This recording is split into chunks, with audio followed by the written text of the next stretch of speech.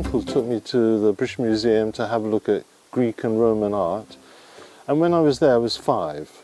And then I first saw Tang sculptures, funerary sculptures, the wonderful lead-glazed camels and horses. And I fell in love with them. So I really loved those. And so it was just a natural progression. One of the first things I bought when I was about 15, and it cost me very, very little, like 25 pence from a junk shop. And it's Ming period, and it was from a temple. And then I was studying at SOAS. I was using the library there, and I saw my future teacher's book, brush drawing in the Chinese manner, and I really liked that. So I wrote to Fei Chengwu, and then he ignored my first letter.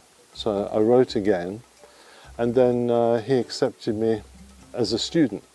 He brought me into it because by being my teacher, really, so I was very fortunate to study with him. It's actually a lifelong sort of apprenticeship, really. So through his guidance, I was led into a totally new world. So a wonderful world, a creative world. And also with an apprenticeship in Chinese painting. It's not like a Western one, where you have to sort of express yourself. In Asian art, or in Chinese art in particular, you're guided. You say, you do this, and then you'll have this other outcome, hopefully. And it's all to do with your spirit. And so he taught me that. And I came to realize how important he was, and also what he owed to his own teacher. So I would hear a lot of stories about Xu Peihong. For intensive study was 8 years, and then I was fortunate to study also in Beijing at the Central Academy of Fine Arts. So I continued that. It was much, much more than I imagined, because the people were very friendly. I enjoyed it very much.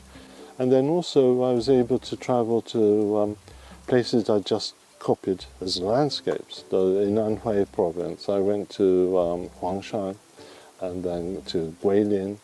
I went to Yunnan and Dali. I traveled around. That really helped my develop my experience, really. So I was able to see things for myself, for my own eyes, and then experience everything. How you should develop as a painter is you should read 10,000 books and travel 10,000 miles. And it's true, really. Chinese art is already abstract and already highly formalized and based on calligraphy. So, based on line. I would think that Chinese techniques are really the most difficult in the world, really. I tend to think of painting as like cooking, really.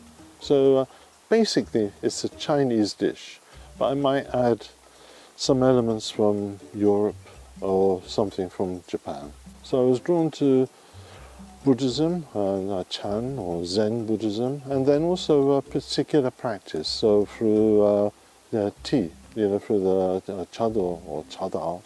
So I'm a practitioner of tea, and I'm a tea master, and I teach that as well. And that's helped me a lot. It's given me another viewpoint, another way of going to things, and a whole new area of expression. I think a lot of people here, especially in Cambridge, they're curious, obviously intelligent. So they're actually more open-minded to actually absorbing or being introduced to another culture. I'm very fortunate. I've had some students that have been studying with me for over 30 years or something. So they're already good. I'm really positive. I think already people are very open, and they're open to different forms of art. The idea that you're brought up in one particular culture, you don't have to necessarily follow that. And then also the way that Chinese brush is so expressive and dynamic and abstract, it falls into place very neatly with Western forms of art. We are setting up a new society called the Cambridge Asian Cultural Society to invite people to better understand each other. And it benefits both China and Britain. And the idea of extending people's horizons is really wonderful.